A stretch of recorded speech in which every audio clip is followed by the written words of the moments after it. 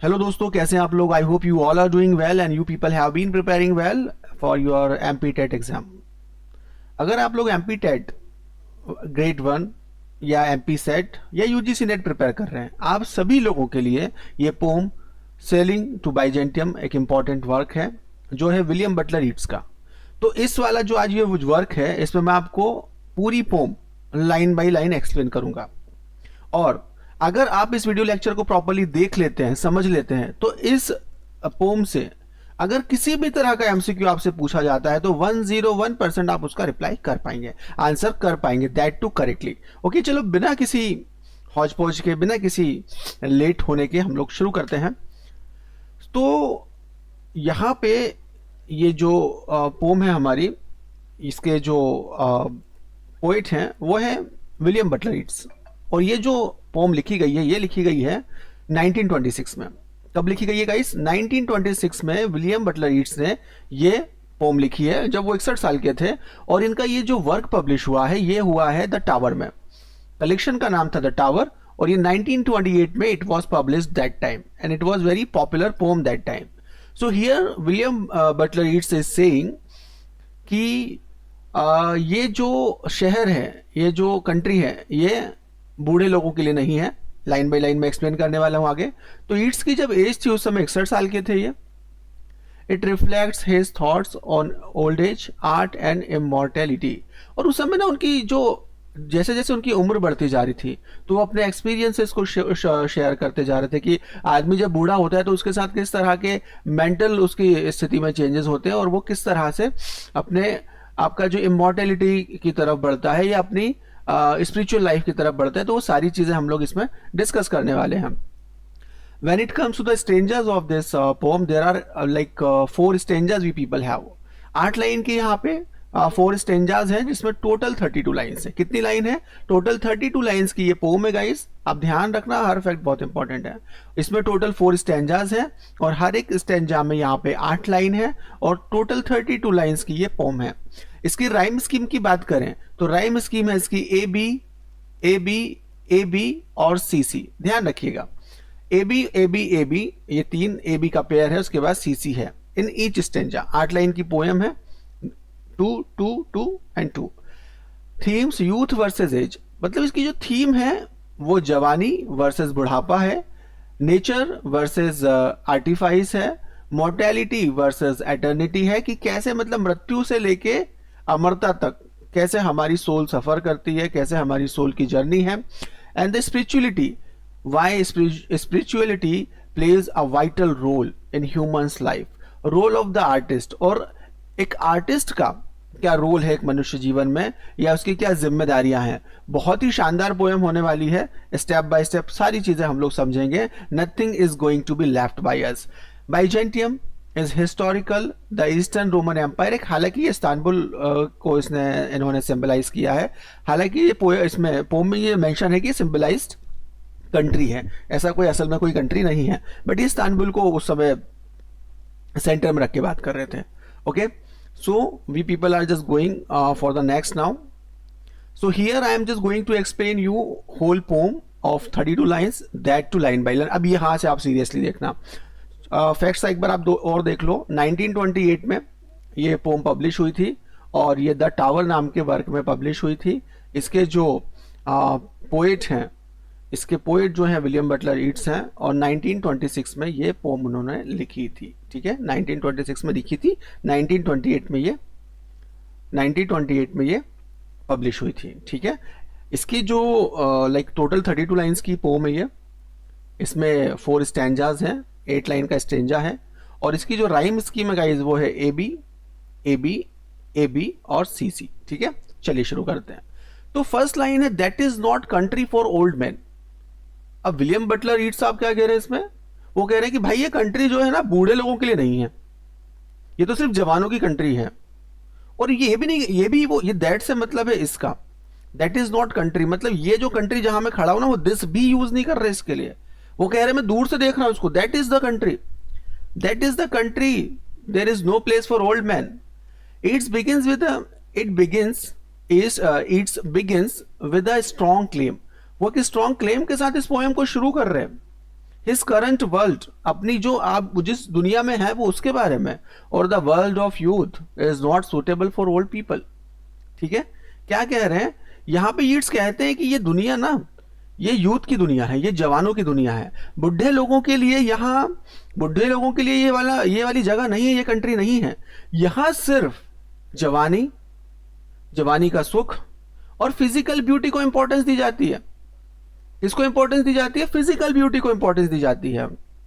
यहाँ पे देखो दैट लिखा है, जबकि वो वहीं खड़े हुए हैं। यहाँ पे दिस यूज होना चाहिए, बट वो दिस भी यूज नहीं कर रहे, वो दैट कर रहे हैं, क्योंकि वो दूर से देख रहे हैं सारी चीजों को। ठीक है, दैट ना कि दिस दिखाता है कि जो पोएट अपने आप को इस दुनिया से अलग फील करता है, जैसे वो एक डिस्टेंस से सारी चीजें देख रहे हो कि ये जो दुनिया है ना भाई, ये सिर्फ जवानों के लिए है, युवा यंग लोगों के लिए है, बूढ़े लोगों के लिए ये दुनिया नहीं है। ठीक है, अभी अगली 2 to 4 लाइन देखते हैं। इसमें लिखा हुआ है ये वाली लाइन में, the young in one another's arms, birds in the trees, those dying generations at their songs. तो यहाँ पे क्या बटलर साहब, विलियम बटलर जो है वो, WB ईट्स जो हैं वो क्या यहाँ पे मेंशन करना चाह रहे हैं? ईट्स यहाँ यंग लोगों को डिस्क्राइब करते हैं, है ना। इस वाली लाइन में वो 2 to 4 में एक यंग लोगों को वो डिस्क्राइब करते हैं जो कि दूसरों के प्यार में खोए हुए हैं, जो कि दूसरों के प्यार में खोए हुए हैं, गले में गले मिलके पड़े हुए हैं, लिपटे हुए हैं आपस में।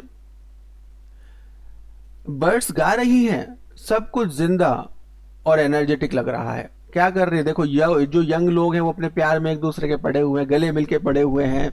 चिड़िया गाना गा रही हैं, वो भी एक अलग ही एनर्जी में सॉन्ग गा रही हैं, है ना। और अलग ही एनर्जी, एक जिंदा, मतलब पूरा अलाइव लग रहा है, पूरा पूरा जिंदा लग रहा है पूरा वर्ल्ड। लेकिन फ्रेज अब यहाँ पे फिर वो बोलता है dying generations.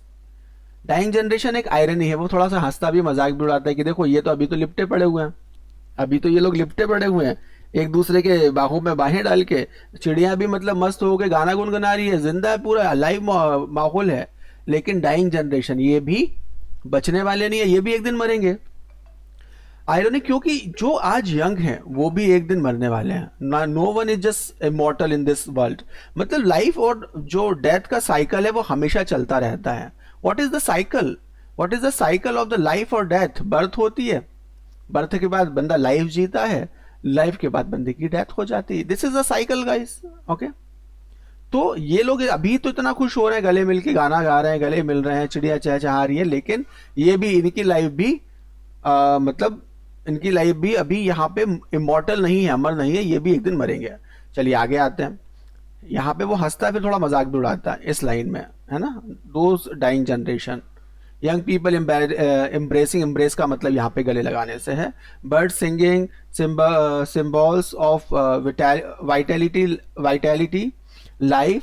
The phrase dying generation is ironic. Even the young are part of the cycle of birth and death. As I just mentioned you before, that everyone who has taken birth over this place, he has to go once. No one is permanent. 5 और 6 number line में क्या यहां से शुरू हो रही है? Fish, fish, fish, flash और फॉल। अब यहाँ पे फिश से क्या मतलब है, फ्लैश से क्या मतलब है और फॉल से क्या मतलब है? Commend all summer long, whatever is begotten born and die. जो भी पैदा हुआ वो मरेगा, चाहे वो जानवर हो, चाहे मछली हो, चाहे पक्षी हो, कोई भी हो। सो यहाँ पे पोइट कहते हैं कि नेचर के सब हिस्से हैं, चाहे वो मछली हो, चाहे जानवर हो या इंसान हो, चाहे पक्षी हो, चाहे पक्षी हो, चाहे पक्षी हो। ठीक है, मछली, जानवर, पक्षी सब लाइफ के प्रोसेस को सेलिब्रेट करते हैं। जो पैदा होता है, जीता है और मरता है, मतलब ये पूरा एक साइकिल है उसका। नेचर में सब कुछ ही साइकिल फ्लो है और साइकिल फ्लो ही करता है। बर्थ होती है, लाइफ आती है, फिर आदमी मरता है, ये एक लाइफ का फ्लो है। So natural life, animals, humans, nature itself praising और celebrating the process of birth, life और डेथ। और बंदा क्या है, वो एंजॉय करता है उसको। बंदा क्या है, एंजॉय करता है, लेकिन उस एंजॉय करने में भूल जाता है कि वो एटर्नल ट्रुथ क्या है लाइफ का। अल्टीमेटली सबको मरना है, तो सबको धर्म के काम करना चाहिए, सबको रिलीजियस काम करना चाहिए और अपनी असलियत को नहीं भूलना चाहिए। चलिए 7 to 8 लाइन पे आते हैं फिर। Caught in the sensual music, caught in the sensual music, all neglect, monuments of unageing intellect. अब इसमें क्या कहना चाह रहे हैं? पोएट कहता है कि सब लोग सेंशुअल म्यूजिक में यानी लाइफ का फिजिकल प्लेजर में पड़े हुए हैं, अभी मोह माया में पड़े हुए हैं, ठीक है। सेंशुअल म्यूजिक मतलब फिजिकल अट्रैक्शन, ठीक है, फिजिकल लव। तो लोग क्या है, फिजिकल प्लेजर में पड़े हुए हैं, जो शरीर को जो आनंद मिलता है वो सारे काम कर रहे हैं, लेकिन आत्मा के आनंद की कोई फिक्र नहीं कर रहा है। caught in that sensual music, all neglect monuments of unaging intellect, because youth and nature are caught in the sensual music of life, physical or temporary. They ignore the monuments of eternal intellect art. अब इसमें ये पूरी line में क्या कह रहे हैं, ये पूरी लाइन में कह रहे हैं कि पोइट कहते हैं कि सब लोग ना सेंशुअल म्यूजिक में, ये सेंशुअल म्यूजिक ये इस तरह के कीवर्ड्स आप लोग थोड़ा ध्यान रखना, कि इतने खोए हुए हैं कि वो एटर्नल चीजें, जो वास्तव में अमर चीजें हैं, जो स्पिरिचुअलिज्म है या जो मॉन्यूमेंट्स हैं जो हमेशा आपको संदेश देते रहेंगे, उनके बारे में ध्यान ही नहीं दे रहे हैं। एटर्नल चीजें जैसे जैसे आर्ट और इंटेलेक्ट को इग्नोर कर देते हैं। मॉन्यूमेंट्स ऑफ अनेजिंग इंटेलेक्ट का मतलब होता है कि वो इमॉर्टल चीजें जो टाइम से परे हैं, जैसे आर्ट, आप पोएम लिख दी है, हमेशा जिंदा रहेगी, हमें संदेश देती रहेगी।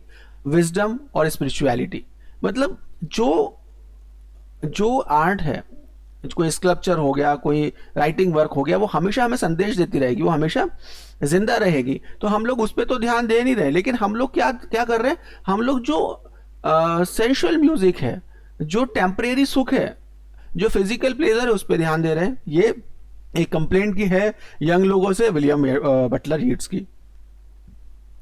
Because youth and nature are caught in sensual music of life. Sensual मतलब हो गया physical, temporary, temporal. They ignore the monuments of eternal life art. तो की कॉन्ट्रास्ट क्या है इसका कि सेंशुअल, टेम्पोरल वर्सेस इंटेलेक्ट और एटर्नल। मतलब आपका जो फिजिकल प्लेजर है वो टेम्परेरी है, और जो आपका इंटेलेक्ट है, आपकी जो बौद्धिक चीजें हैं जो आप वर्क कर रहे हैं, जैसे इन्होंने लिख दी है एक पोम हमें समझाने के लिए, वो एटर्नल है और अमर है, ठीक है। आई होप आपको यहाँ तक फर्स्ट स्टेंजा आपको समझ में आया होगा। मैंने इसमें लाइक फर्स्ट टू 8 तक पूरी लाइंस डिस्क्राइब की हैं। अभी हम लोग आगे बढ़ रहे हैं। It is the stanza number second, okay, it is the stanza number second guys. चलिए स्टेंजा नंबर अभी मैं सेकेंड वाला शुरू कर रहा हूं। इसमें भी हम लोग लाइन बाय लाइन बात करेंगे। तो फर्स्ट लाइन हमारी क्या है? फर्स्ट लाइन हमारी है, an aged man is but a paltry thing. कि इन लोगों के लिए, जो ये यंग लोग हैं ना, उनके लिए एजेड मैन कुछ नहीं है, बट क्या है, एक पैल्ट्री थिंग है, एक बेकार की चीज है, एक बेकार की चीज है, ठीक है। The speaker old man calls himself paltry, मतलब वर्थलेस, बिना काम का, उसकी हड्डियां बूढ़ी हो चुकी है, कोई काम नहीं कर सकता यंग लोगों के वर्ल्ड में वो। Unless transformed, unless transformed. अब इसका मतलब क्या, थोड़ा समझिएगा आप लोग। पोइट कहते हैं कि एक बंदा, एक बुढ़ा आदमी एक पैलेटरी थिंग है, मतलब बेकार, कमजोर और वर्थलेस।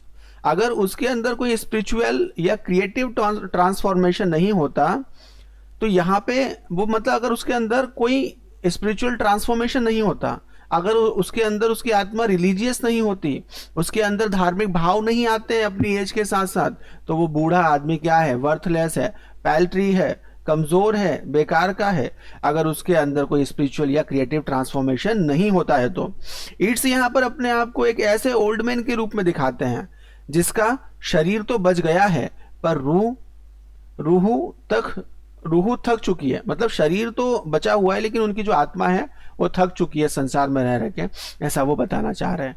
और इस लाइन में ये भी ध्यान देना कि एक बूढ़ा आदमी ना, मतलब वर्थलेस है, वो किसी काम का नहीं है। अगर उसके अंदर स्पिरिचुअलिटी और उसके अंदर जो एनलाइटमेंट होना चाहिए समय के साथ, आत्मा जो पवित्र होनी चाहिए, अगर वो नहीं होता है, तो ये विलियम बटलर ईट्स कहते हैं। नंबर 10 में आप ध्यान देना, अ टैटर्ड कोट। अब इसमें विलियम बटलर ईट्स क्या कर रहे हैं, वो अपने आप की तुलना करते हैं फटे हुए कोट से। क्या करते हैं? फटे हुए कोट से अपने आप की तुलना करते हैं कि ये जो ह्यूमन बॉडी है ना भाई, ये एक फटे हुए कोट की तरह है जो खूंटी पे टंगी हुई है। A tattered coat upon a stick, एक फटा हुआ कोट जो कि स्टिक पे टंगा हुआ है। तो इसको थोड़ा समझिएगा आप मेरे साथ। Let me explain you. यहां पे एक मेटाफर है। अब मेटाफर क्या हुआ कि मेटाफर, इन्होंने टैटर्ड कोट की तुलना की है, किससे की है? इंसान से। इन्होंने इंसान से इन्होंने फटे हुए कोट की तुलना की है। ठीक है, तो ये क्या हो गया, मेटाफर हो गया, है ना। Metaphor, his body is like a useless coat on a stick. अब ये मेटाफर हुआ यहाँ पे कि ये जो इसकी बॉडी है ना, विलियम बटलर ईट्स की बॉडी जो है वो एक बूढ़े आदमी की जो बॉडी है ना, एक लाइक यूजलेस कोट के तरह है जो फटा हुआ है, which is worn out, hollow. Unless, अभी नेक्स्ट लाइन में हम लोग देखेंगे, unless soul clap, unless soul clap its hands and sings, unless soul clap its hands and sing, and louder sing for every tatter in its mortal dress, unless this soul clap its hand and sing, and louder sing for every tatter in its mortal dress। यहाँ पे कवि कहते हैं कि अगर आत्मा, soul active हो ना, अगर आत्मा और जो सोल एक्टिव नहीं हो, खुशी ना दिखाए या स्पिरिचुअल सॉन्ग ना गाए, तो बॉडी का डिके और भी ज्यादा महसूस होता है। यहाँ पे बात की गहराई को समझना कि अगर एक बूढ़े इंसान की या एक इंसान की जो सोल है ना, अगर वो रिलीजियस ना हो, अगर स्पिरिचुअल ना हो, तो जब आदमी बूढ़ा होता है ना, तो उसको थकान बहुत ज्यादा होती है, उसको और दुख, जो शरीर के कष्ट होते हैं ना, हड्डियां बूढ़ी हो गई है, चलने की नहीं बन रही है, या कोई भी जो प्रॉब्लम होती है शरीर के साथ, वो और ज्यादा होती है। क्यों होती है? Unless soul clap its hand and sing, अगर उसकी आत्मा खुद एंजॉय नहीं करती है, खुद सिंग नहीं करती, खुद गाती नहीं है, खुद वो जो एटर्नल जॉय है उसको फील नहीं करती, अगर रिलीजियस नहीं है तो ऐसे व्यक्ति की जो बॉडी है ना, टेटर कोट है, वो और ज्यादा प्रॉब्लम झेलता है, उसकी बॉडी और ज्यादा प्रॉब्लम झेलती है। मॉर्टल ड्रेस का मतलब है ह्यूमन बॉडी, जो एक दिन मर जाएगी, लेकिन अगर सोल गाती है ना, तो वो रिजॉइस करती है, वो इंजॉय करती है उसको, तो वो बॉडी के डिको को इग्नोर करके स्पिरिचुअल एनर्जी में जी सकती है। अगर आत्मा प्रसन्न है ना, शरीर, आत्मा, अगर बंदे की आत्मा प्रसन्न है ना, तो शरीर कितना भी कष्ट दे उसको वो झेल लेती, बहुत हंसी खुशी से वो झेल लेता, अगर उसकी आत्मा प्रसन्न है, अगर वो ईश्वर से, वो एक उस स्ट्रॉन्ग सोर्स से जुड़ी हुई है। यहाँ पे विलियम बटलर ईट्स ये कहना चाहते हैं। 13 to 14 नंबर की लाइन पे ध्यान दीजिएगा, nor is there singing school but studying, nor is there singing school but studying monuments of its own magnificence, there is no proper school for the soul, soul के लिए कोई proper school नहीं है, except one that contemplates the monuments, सिर्फ उसके लिए जो सोचता है गहराई से मॉन्यूमेंट्स के बारे में, वर्क्स के बारे में, आर्ट के वर्क के बारे में, ग्रंथों के बारे में, इंटेलेक्ट के बारे में, देट आर मैग्निफिकेंस, मैग्निफिशियंट। अब ये लाइन में क्या कहना चाह रहे हैं विलियम बटलर ईट्स? इस लाइन के बारे में कहना चाह रहे हैं कि आत्मा के लिए कोई स्कूल नहीं होता, स्कूल थोड़ी होता जहां की वो स्टडी कर ले, कि आत्मा के लिए there is no school, nor is there singing school but studying. यहां पे आत्मा को पढ़ाने वाला कोई स्कूल नहीं होता जो उसे सिखाए कि कैसे इमोर्टल बनना है, कैसे मॉर्टल से इमोर्टल बनना है, कैसे इस मरने वाले शरीर से अमरत्व की तरफ जाना है। सिर्फ एक जगह है जहां सोल सीख सकती है, सिर्फ एक ही जगह जहां से सोल सीख सकती है, जहां से आपकी आत्मा सीख सकती है, आर्ट और इंटेलेक्ट के मॉन्यूमेंट से, जो ह्यूमन क्रिएटिव और स्पिरिचुअलिटी के इमॉर्टल एग्जाम्पल्स हैं। मतलब आर्ट ही वो स्कूल है जहां सोल अपनी ग्रेटनेस समझ सकती है। आपको बहुत ही छोटा एग्जाम्पल देता हूं, बहुत अच्छा एग्जाम्पल देता हूं। हमारे यहाँ, हमारे देश में एक बहुत बड़े संत कबीर हुए हैं, उन्होंने अपने दोहों से बहुत ही बड़ी बड़ी बातें बहुत ही कम शब्दों में बहुत अच्छे से समझा दी है। ठीक है, जैसे चिंता से चतुराई घटे, दुख से घटे शरीर, पाप से घटे लक्ष्मी, कह गए दास कबीर की भैया चिंता मत कर उससे चतुराई घटती है, दुख मत कर उससे शरीर घटता है, और पाप मत कर उससे लक्ष्मी घटती है, ऐसा कबीर दास जी कहकर गए हैं। तो ये क्या है, बहुत ही कम शब्दों में गहराई से समझा के गए हैं आपको। उसी तरह से WB ईट्स कहते हैं कि ये सोल को है ना, ये सोल कहीं सीखने स्कूल नहीं जाती है, इसको राइटिंग वर्क से, जो हमारे ग्रेट सेंट्स हैं, हमारे पोएट्स हैं, हमारे जो लाइक स्कल्पचर्स हैं जो बनाए हैं एम्परर्स के द्वारा, इन सभी चीज़ों से आत्मा सीखती है। ओके, और अगर आत्मा अगर एंजॉय करती है, अगर आत्मा एंजॉय करती है, तो बॉडी भी हमें ज्यादा बुढ़ापे में परेशान नहीं करती है। There is no proper school for the soul except one that contemplates, contemplate का मतलब गहराई से सोचना होता है, the monuments of art intellect that are magnificent. ये मैंने आपको बताया अभी थोड़ी देर पहले। 15 और 16 नंबर की लाइन पे हम लोग आ जाते हैं guys. And therefore I have sailed the seas and come, इसीलिए मैं यहाँ पे सेल किया, मैंने समुद्र में मैंने अपने समुद्र की यात्रा शुरू की। And come to the holy city of Byzantium, और मैं आ गया इस बहुत ही बेहतरीन सिटी में जिसका नाम है Byzantium. Therefore because of the above the speaker has embarked on a voyage, literal, figurative, to Byzantium, the place of eternal art and spirit. There is no proper school। इसलिए क्या किया उसने, इसलिए विलियम बटलर रीड जो है वो Byzantium की तरफ उन्होंने सेल करना शुरू कर दिया, उन्होंने अपना वॉयेज शुरू कर दिया, उन्होंने अपनी समुद्री यात्रा शुरू कर दी। The spiritual city, the holy city of Byzantium. ठीक है,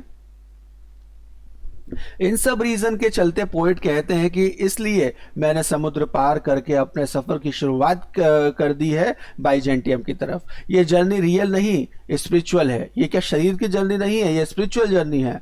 पोएट अपनी सोल को इमोर्टल आर्ट और स्पिरिचुअल विजडम के वर्ल्ड में ले जाना चाहते हैं। वो कहते हैं कि मैं इस भौतिक दुनिया में अपने शरीर को, अपनी आत्मा को नहीं रखना चाहता जहां पे बूढ़े लोगों की कोई कदर ही नहीं करते आप लोग, यंग लोग, जहां बूढ़े लोगों की कोई इज्जत ही नहीं है। मैं इसलिए बाइजेंटियम सेल कर रहा हूं, और ये मेरी आत्मा का सफर है, मेरी आत्मा के सफर पे मैं जा रहा हूं। बाइजेंटियम यहाँ एक देखो, ये एक सिंबल है बाइजेंटियम जो एटर्नल आर्ट और स्पिरिट का है, जहां पे मतलब यथार्थ सत्य, आत्मा का सत्य क्या है, असलियत क्या है, इसके बारे में विलियम बटलर ईट्स कर रहे हैं कि बाइजेंटियम एक होली सिटी है जहां पे सत्य मुझे प्राप्त होगा, मुझे सत्य मिलेगा। ठीक है, चलिए अगला कंसेप्ट हम लोग यूज करते हैं। मतलब एक शॉर्ट में कहूं तो ये इस तरह से कहानी है, ये पोम में ये कहना चाह रहे विलियम बटलर ईट्स कि अपने ओल्ड एज में अपनी बॉडी को एक यूजलेस चीज समझते हैं वो, और स्पिरिचुअल एनर्जी, और लेकिन वो कहते हैं कि अगर सोल ना क्रिएटिव और स्पिरिचुअल एनर्जी में जी सके तो इंसान अमर हो जाता है। अपने आप को मतलब वो क्रिएटिव रखें और भगवान से जोड़ कर रखें, ईश्वर से जोड़ कर रखें, और उनके याद में या उनकी तारीफ में या उनकी सेवा में अगर वो कुछ लिखें या कुछ बनाएं, इसलिए वो अपनी सोल को बाइजेंटियम, एक होली जगह है, में भेजते हैं जहां आर्ट और स्पिरिचुअलिटी अमर है। चलिए आगे बढ़ते हैं। देखो यहाँ पे एक वर्ड आया था पैल्ट्री थिंग, तो पैल्ट्री थिंग मतलब बॉडी विदाउट सोल्स एनर्जी। मतलब यहाँ पे जो उन्होंने कहा है पैल्ट्री थिंग के लिए, तो पैल्ट्री थिंग होती है कि एक बॉडी जिसकी सोल रिलीजियस नहीं है और क्रिएटिव नहीं है, एनर्जेटिक नहीं है, तो ऐसी जो बॉडी है वो क्या है, बेकार है। टैटेड कोट अपॉन अ स्टिक, मतलब टैटेड कोट अपॉन अ स्टिक का मतलब है कि एक बूढ़े शरीर के बारे में बात कर रहे हैं। वो टैटेड कोट की उन्होंने की संज्ञा और उदाहरण उसको दिया है, तो डिकेइंग बॉडी, और यहाँ पे उन्होंने मेटाफर से उसको, मेटाफर यहाँ पे फिगर ऑफ स्पीच यूज किया है। Soul clap its hand and sing, soul की एक्टिविटी गिव्स ट्रू लाइफ, हमारी जो सोल की एक्टिविटी है उसकी प्रसन्नता हमारी लाइफ को जो है वो असली लाइफ बनाती है, और हमें किसी भी दुख और दर्द का एहसास नहीं होता। Sailing to Byzantium, journey towards immortality and spiritual wisdom, तो बाइजेंटियम की जो जर्नी है वो मॉर्टल वर्ल्ड से इमॉर्टल वर्ल्ड की तरफ बढ़ती है। चलिए अगला हम लोग स्टेंजा प्रोसीड करते हैं। 20 लाइन्स अभी हमने आई थिंक 23 to 24 लाइन्स हमने यहाँ पे कवर कर ली है।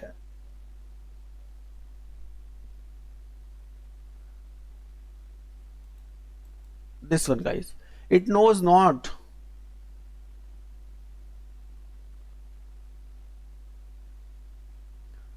हाँ, it knows not what it is and gather me into the artificial, हाँ जो मैंने बताया वही सारी चीजें आ रही हैं। The body knows not its true nature, he prays to be gathered into artifice of eternity, artifice created art the immortal work, वही सारी चीजें कि वो जानता है कि ये जो बॉडी है ना टेम्परेरी है और एटर्नल लाइफ हमारी कहीं और है।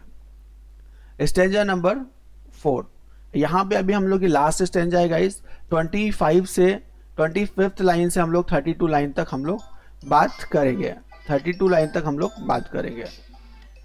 ठीक है, so once out of nature I shall never take my bodily form from any natural thing, एक बार जो चला गया इस बॉडी से दोबारा नहीं मिलेगी। चलिए आगे समझते हैं।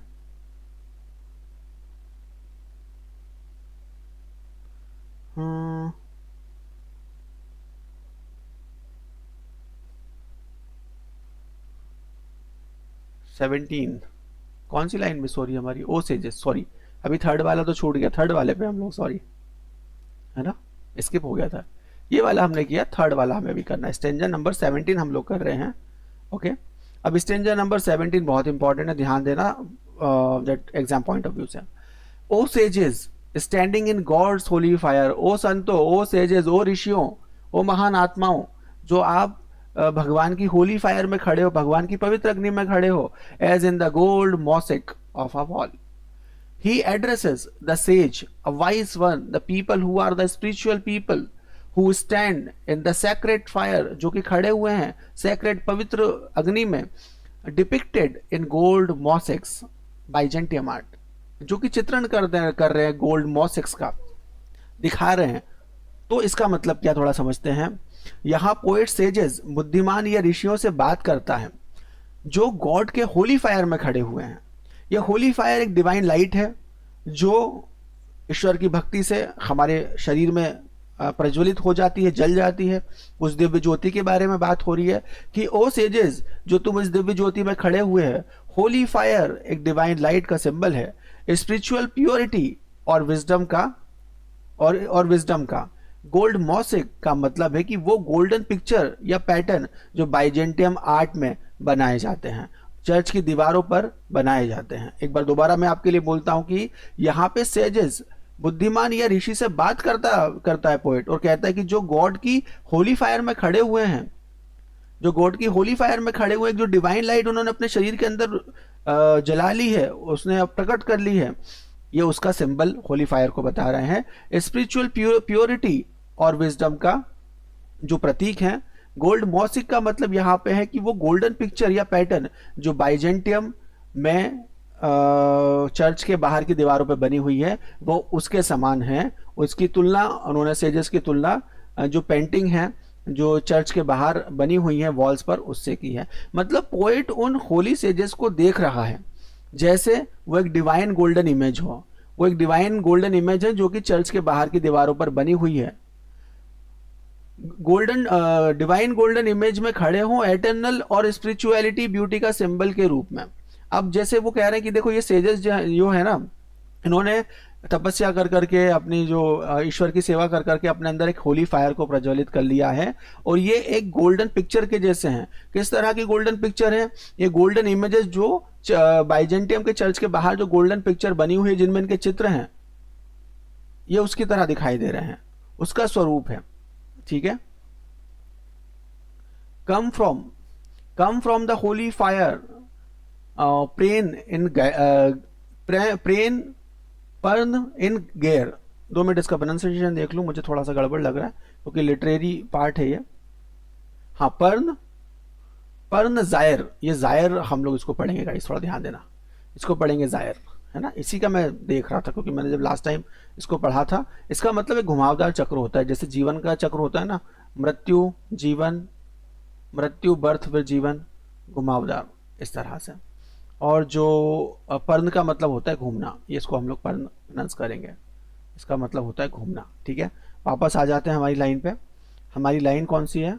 हमारी 19 नंबर की लाइन है। और यहाँ पे पोएट देखो, come from the Holi fire पर्न इन अ जायर।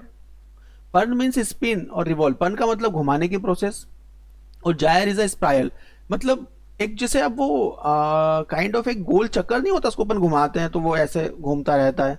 और काइंड ऑफ है ना, एक गेम भी आते हैं ऑनलाइन बहुत सारे बार, कई बार मोबाइल में देखते भी हैं। Is a spiral, its uses his favourite symbol of gyre, elsewhere he evokes moments of transformation. तो इसको अब समझते हैं थोड़ा कि इसमें क्या कहना चाह रहे हैं विलियम बटलर ईट्स। यहाँ पोइट्स उन सेजेस को बुला रहे हैं, है ना, कि आप जो है ना होली फायर से आ जाइए और एक जायर स्पिरिचुअल मोमेंट में घूमते हुए मेरे पास आओ। आप क्या कह रहे हैं? विलियम बटलर्स कह रहे हैं कि जो ये जो पोएट है ना, उन सेजेस को वो बुला, ये जो पोएट है हमारे विलियम बटलर ईट्स, वो सेजेस को बुला रहे हैं कि आप होली फायर से आ जाइए और एक जायर स्पिरिचुअल मोमेंट में घूमते हुए मेरे पास आ जाओ। मतलब ये पूरा जो मोमेंट है लाइफ का, जर्नी का, पूरा एक जायर में घूमता रहता है, तो उस जायर के थ्रू आप मेरे पास आ जाओ। ठीक है, पर्ण का मतलब होता है घूमना, घुमाना या स्पिन करना। अब जैसे गोल गोल चक्र रहता है उसको हमने घुमा दिया, ये पर्न करना होता है, ठीक है।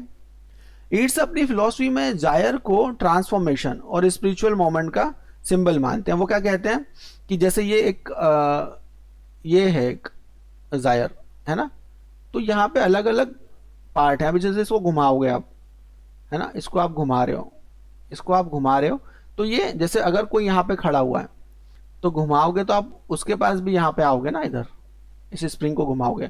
तो वो क्या कह रहा है, पर्ण का वो ये कह रहा है कि अपनी फिलॉसफी में जायर को ट्रांसफॉर्मेशन और स्पिरिचुअल मोमेंट का सिंबल बनाता है। अब यहाँ पे क्या कह रहे हैं कि अब ये बर्थ भी इसमें है, इसमें लाइफ भी है, इसमें डेथ है, मतलब पूरा चक्र चलता रहता है, ये पूरा चक्र चलता रहता है जीवन का। तो ट्रांसफॉर्मेशन और स्पिरिचुअल मोमेंट का सिंबल इसको ये मानते हैं। मतलब पोएट अपने सोल में एक ट्रांसफॉर्मेशन चाहता है, मोर्टल से इमॉर्टल बनने का। अब वो क्या है कि पूरा एक चक्र है जिसमें पूरे जीवन में मनुष्य के अलग अलग बदलाव आते रहते हैं। इसी कड़ी में पोएट चाहता है कि उसके अंदर भी स्पिरिचुअल बदलाव आए, उसकी आत्मा भी स्ट्रांग हो जाए और उसकी आत्मा भी अमर हो जाए, ठीक है। पर्ण का मतलब ये ध्यान रखना, अगर पर्ण अगर पूछा जाता है तो घुमाने की प्रोसेस होती है ये, और जो जायर होता है that is the kind of चक्र। सो पर्ण मीन्स स्पिन और रिवॉल्व, और जायर इज अ स्पाइरल, मतलब घुमाने वाली चीज, और दैट पर्ण मतलब जिसे हम घुमाते हैं। So we have to go for the next line, that is the number 20, and the number 20 is and be the singing masters of my soul। और हे संतों, हे महापुरुषों, तुम मेरी आत्मा के सिंगिंग मास्टर बन जाओ, मेरी आत्मा को अपने में मिला लो, ऐसा यहाँ पर कहना चाह रहे हैं कि मेरी आत्मा मेरे गुरु बन जाओ। हे महापुरुषों, हे संतों, तुम मेरे गुरु बन जाओ। He asked these sages to teach his soul to sing। और वो कहे कि मेरी सोल को भी अपनी तरह मधुर गाना गाने वाली, इंजॉय करने वाली बना दो, इसे ट्रांसफॉर्म कर दो। पोइट्स इन सेजेस से कहता है कि आप मेरी सोल के सिंगिंग मास्टर बन जाओ, मतलब मेरी आत्मा को भी सिखाइए कि कैसे वो मॉर्टल डिजायर से ऊपर उठकर, कैसे वो जो ये हमारे जो फिजिकल शरीर की जो इच्छाएं होती है उससे ऊपर उठकर स्पिरिचुअल सॉन्ग, मतलब डिवाइन ट्रुथ, जो भगवान की जो असली शक्ति है, जो सत्य है, जो सुपर पावर है, उससे कैसे अपनी आत्मा का परमात्मा से वो मिलन कर सकते हैं और उसके साथ एक वो मधुर गीत गा सकते हैं। ये एक रिक्वेस्ट है इनर अवेकिंग और सोल प्यूरिफिकेशन की। तो यहाँ पे वो रिक्वेस्ट करते हैं, विलियम बटलर ईट्स रिक्वेस्ट करते हैं संतों से कि मेरी आत्मा को भी गाना गाना सिखा दो, ताकि मैं भी ईश्वर की सेवा में लगकर एक मेरी जो सोल है वो भी इमॉर्टेलिटी को प्राप्त कर सके। ओके, नंबर 21 to 22 थोड़ा ध्यान दीजिएगा। कंज्यूम माई हार्ट अवे, मेरे इस दिल में जिसमें बहुत सारी इच्छाएं भरी हुई, इसको मुझसे दूर कर दो, जला दो।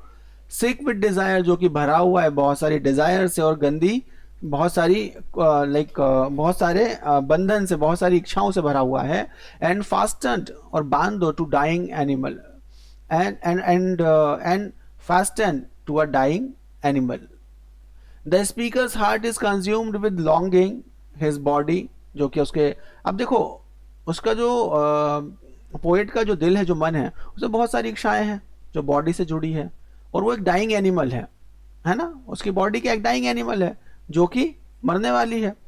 तब इसमें क्या कहना चाह रहे हैं, यहाँ पोएट कहता है कि मेरे दिल को जला दो, कंज्यूम कर दो, क्योंकि वो इच्छाओं से भरा हुआ है, डिजायर से भरा हुआ है। उसका जो दिल है अभी भी एक दुनियाई डाइंग एनिमल, मरती हुई देह की इच्छाओं में पड़ा हुआ है, से जुड़ा हुआ है।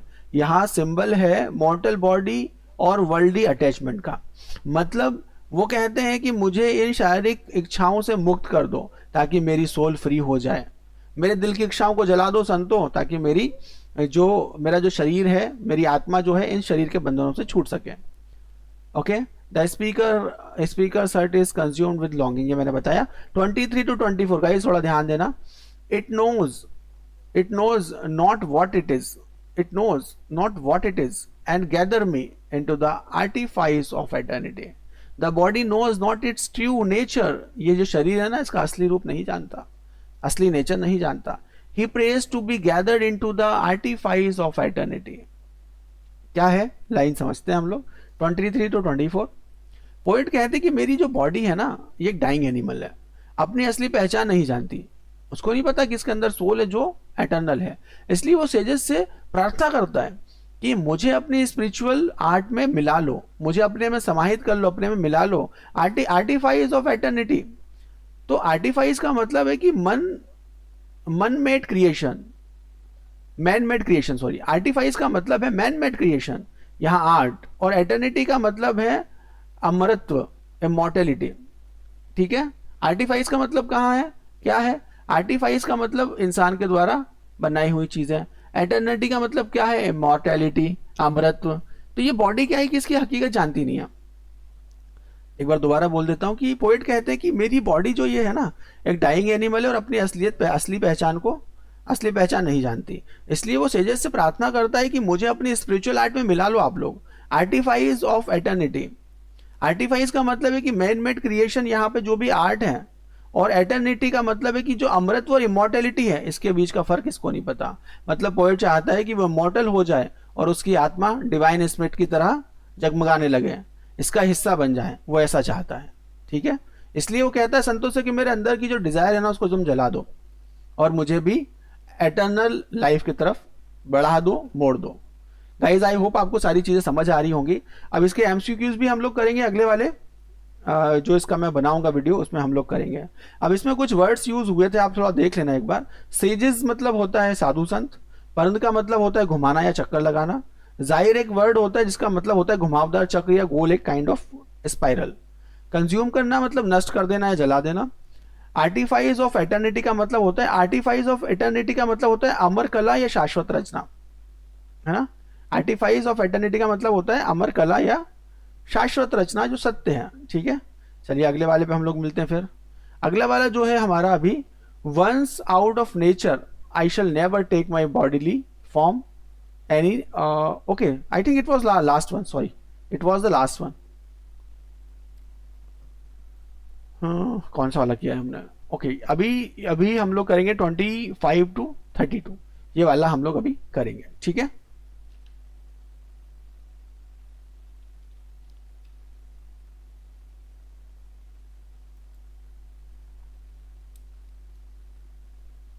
गाइस जो अभी लास्ट स्टेंजा है हमारा 4 नंबर का स्टेंजा है, तो इसकी 25th लाइन जो है, एक बार थोड़ा ध्यान दीजिएगा आप। Once out of nature I shall never take my bodily form any natural thing.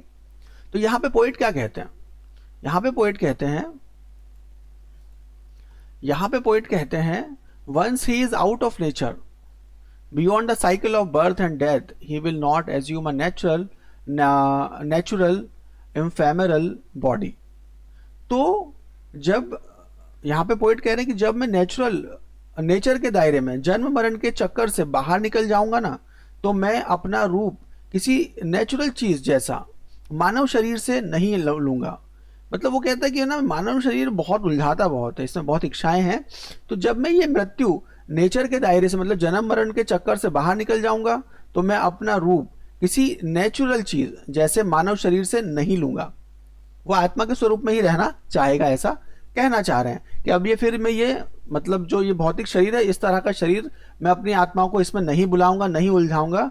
मैं इस जन्म मरण के चक्कर से मुक्ति चाहता हूं, और मैं एक बार अगर इससे मुक्ति पा लूंगा तो वापस इस बॉडी को नहीं लूंगा। नंबर 27, अब नंबर 27 में यहां कह रहे हैं but such a form as a Grecian goldsmiths make of hammered gold and gold enameling,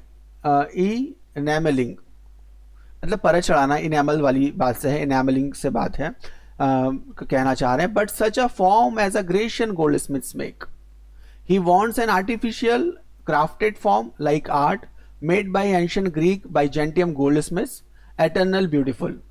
सोने की परत चढ़ाने से यहाँ पे कुछ है, चीजें समझाना चाह रहे हैं। वो क्या समझाना चाह रहे हैं मैं आपको बता रहा हूं।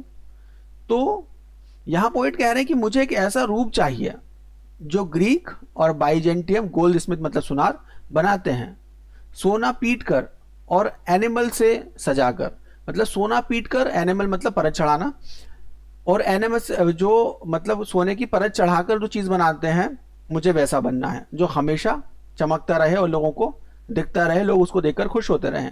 मुझे एक ऐसा रूप चाहिए जो ग्रीक और बाइजेंटियम गोल्ड स्मिथ बनाते हैं, सोना पीट कर, उसकी परत चढ़ाकर, उसे सजाकर। मीनिंग ये है उसका कि इट्स एक आर्टिफिशियल फॉर्म चाहता है, एक आर्टिस्टिक और एक एटर्नल क्रिएशन चाहता है कि जो कभी खराब नहीं होती, जिसकी ब्यूटी हमेशा एक सी रहती है। अब गोल्ड स्मिथ ने बाइजेंटियम में एक गोल्ड की परत चढ़ा के कुछ बहुत ही सुंदर सा, कुछ एक पक्षी टाइप का मान लो बना दिया, तो ये हमेशा वैसे का वैसा ही रहेगा, उसमें कोई भी बदलाव नहीं होगा उसके शरीर में, ठीक है। वो ऐसा बनना चाहता है। अब इसका सिंबॉलिक मीनिंग क्या है कि ये फॉर्म आर्ट का सिंबॉलिक सिंबल है कि आर्ट कभी भी मरता नहीं है, वो हमेशा टाइमलेस और इमॉर्टल रहता है। अब यहाँ पे ये WB येट्स दिखाना चाह रहे हैं कि आर्ट जो है ना वो कभी मरती नहीं है, चाहे वो कोई स्कल्पचर हो, आप उसको एक बार बना दो ऑलमोस्ट वो सेम सा रहेगा, कुछ राइटिंग वर्क है उसको लिख दो ऑलमोस्ट वो सेम सी रहेगी। Number 29, to keep a drowsy emperor awake. एक ड्रॉसी मतलब नींद में भरा हुआ, एम्परर मतलब शासक, इसको भी समझते हैं। The artificial form is so vibrant it would awaken even a sleeping emperor, symbol of arts power. क्या बात है, बहुत शानदार। अब 29 नंबर में ये क्या, 29 नंबर की लाइन में ये कह रहे हैं कि to keep a drowsy emperor awake. Poet कहते हैं कि मेरा वो आर्टिफिशियल फॉर्म इतना ब्यूटीफुल, इतना वाइब्रेंट होगा कि वो एक सोए हुए एम्परर को भी जगा सकेगा। मतलब वो एक खुद से वो चाह रहे हैं कि ना उसके जो बाइजेंटियम और ग्रीक जो सुनार है, गोल्ड स्मिथ है, वो उसको एक गोल्डन चिड़िया बना दे, और वो गोल्डन चिड़िया इतनी सुंदर होगी कि वो अगर राजा के दरबार में भी रखी जाए, और अगर वो रखी जाए तो वो एक सोते हुए एम्परर को भी जगा दे, सोते हुए एम्परर को भी जगा दे। आर्ट एक पावर है का सिंबल है, और आर्ट में इतनी एनर्जी होती है, आर्ट में इतनी एनर्जी होती है कि वो सोते हुए व्यक्ति को उठा देता है। तो पोएट इसमें कहते हैं कि मेरा वो आर्टिफिशियल फॉर्म इतना ब्यूटीफुल और वाइब्रेंट होगा कि वो एक सोए हुए एम्परर को भी जगा सकेगा। यहाँ आर्ट के पावर को सिंबल है कि आर्ट में इतनी एनर्जी होती है कि वो इंस्पिरेशन और अवेयरनेस ला सकता है। आर्ट इंसान के अंदर के स्लीपिंग सोल को जगा देती है। अब वो ये कहना चाह रहा है कि आर्ट इतनी पावरफुल होती है, किसी व्यक्ति की जो आत्मा और जमीर मर गया है ना, उसको भी उठा देती है। तो वो इतनी ब्यूटीफुल जस्ट गोल्डन बर्ड बनना चाहता है कि अगर वो किसी राजा का भी जमीर सोया हुआ है, वो भी अगर सोया हो तो उसको भी उस नींद से जगा दे और उसकी स्पिरिचुअल असली सच्चाई को उससे रूबरू करवा दे। गाइस लास्ट लाइन है, थोड़ा ध्यान देना। और set up upon a golden bough to sing to lord and ladies of Byzantium of what is past or passing or to come, or he will be placed on a golden branch singing to the light of Byzantium about past, present, future. The art will transcend time.